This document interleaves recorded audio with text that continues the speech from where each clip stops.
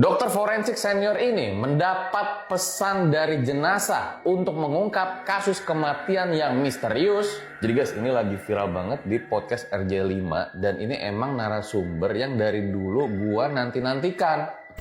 Dokter Hastri namanya. Jadi Dokter Hastri itu udah kurang lebih 25 tahun menekuni profesi dokter forensik. Entah passion apa bagaimana, beliau juga udah S3 ya. Ini benar-benar luar biasa banget ya. Jadi full total dalam menekuni bidang dokter forensik. Tapi ternyata selama menjadi dokter forensik, ada hal-hal di luar nalarnya yang seakan-akan itu adalah petunjuk dari jenazah untuk mengungkap kasus kematiannya. Waktu itu ketika Dokter Hastri lagi lanjut kuliah tuh di Undip, nah kebetulan dia lagi dapat tugas piket di kamar jenazah. Jadi Dokter Hastri itu lagi sendirian di dalam kamar jenazah. Nah di depannya itu ada teknisinya. Ya yang ngurus-ngurus administrasi gitu lah. Jadi kalau mau keluar pintunya itu cuma satu. Hingga suatu waktu teman-teman dari penyidik itu datang ke kamar jenazah membawa satu ember yang ternyata itu adalah jenazah akibat kematian.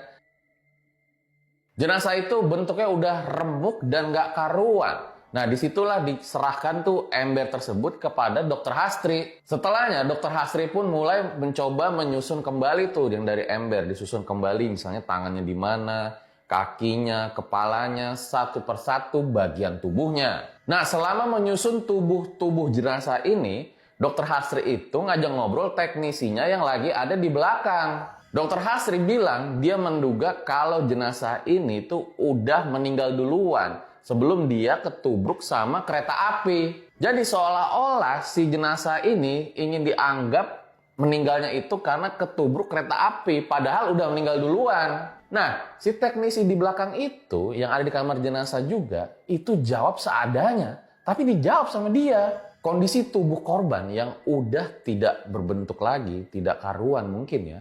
Di situ coba dianalisa sama Bu Hastri gitu loh.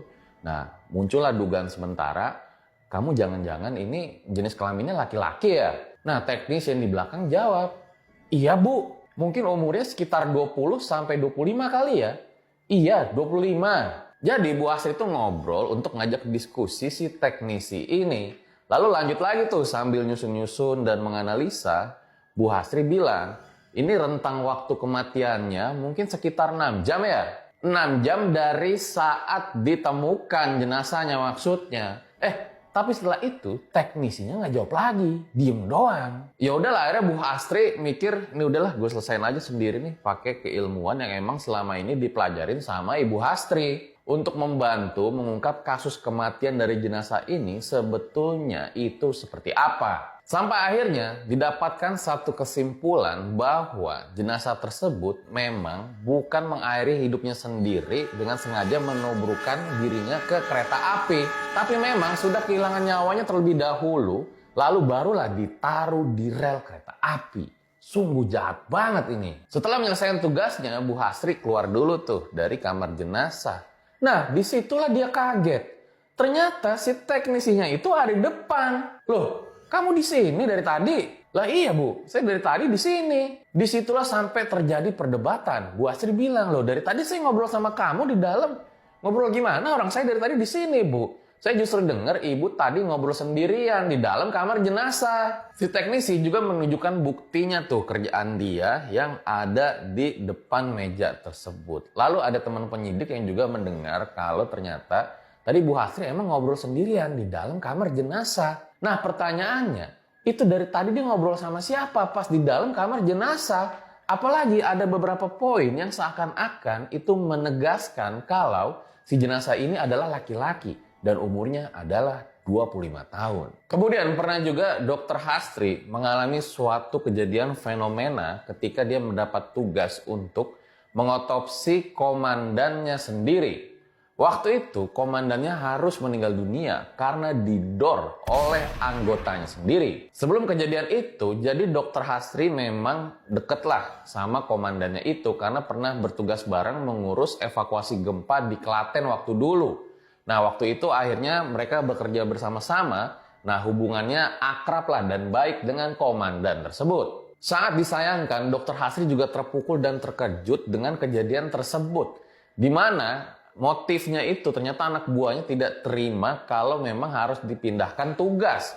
Hingga terjadilah kejadian naas tersebut. Nah, ketika jenazah komandannya dibawa ke ruang otopsi, Dr. Hasri melihat raut wajah dari sang komandan itu terlihat tenang dan tidak kacau. Yang kacau justru perasaan Dr. Hasri, karena sekarang yang dia otopsi itu adalah komandannya sendiri. Ditambah kenapa kejadian seperti ini harus dialami oleh komandannya. Tapi Dr. Hasri harus melakukan tugasnya ya, karena memang diperlukan rekonstruksi untuk tahu nanti misalnya pelurunya tuh ada di mana, terus senjata apa yang digunakan untuk melakukan tindakan ini. Akhirnya Dr. Hasri dibantu dengan 2 teknisinya, mulailah membersihkan jenazahnya, terus mencari letak peluru yang memang tidak mudah tuh. Letaknya lokasi peluru tersebut ada di mana. Karena tidak mudah, juga harus sampai dicari lokasi dari foto ronsen. Nah, selama itulah ketika Dr. Hasri melakukan kegiatan otopsi ini, dirinya merasa bahwa ruh dari komandannya ini masih ada di sekitar ruang otopsi. Dia melihat ada sosok hologram yang berjalan mengitari jenazah dari komandannya. Dan sosoknya itu benar-benar percis mirip komandannya. Jadi itu bentuknya tuh kayak hologram, siluet bayangan tapi bukan bayangan hitam. Jadi mungkin kalau misalnya kayak diginiin gitu, sosoknya mungkin akan nembus. Tapi Dr. Hasri nggak melakukan hal tersebut. Dia hanya fokus aja tuh mengerjakan tugas pekerjaannya. Nah, selama seharian itulah dia melihat si sosok hologram tersebut berjalan mengitari sekitar jenazah komandannya. Akhirnya setelah selesai, Dr. Hasri pun mengikuti rangkaian upacara pemakaman dari komandannya tersebut. Karena memang pekerjaannya cukup melelahkan, jadi dia akhirnya tertidur. Nah, di tidur inilah dia memimpikan sesuatu. Dalam tidurnya, Ibu Hasri bermimpi, sang komandan itu kembali datang. Seakan-akan ingin mengucapkan terima kasih kepada Dr. Hasri, tapi dia tidak memakai baju polisi, melainkan memakai baju ihram. Memang diketahui sebelum berpulang, komandan tersebut pengen naik haji.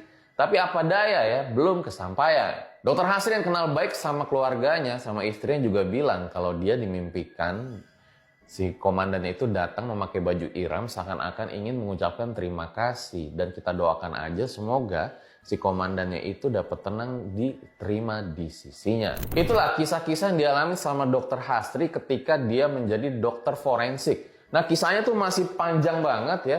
Pengungkapan-pengungkapan kasus dari petunjuk-petunjuk misterius oleh jenazahnya. Dan dari gue sendiri memang gue penasaran banget ya. Apakah ada bahasa-bahasa antara dokter forensik dengan jenazahnya ketika dia sedang melakukan pekerjaannya sebagai dokter forensik. Karena bahasa-bahasa simbol itu merupakan bahasa yang tidak biasa bagaimana dokter forensik itu memandang kematiannya.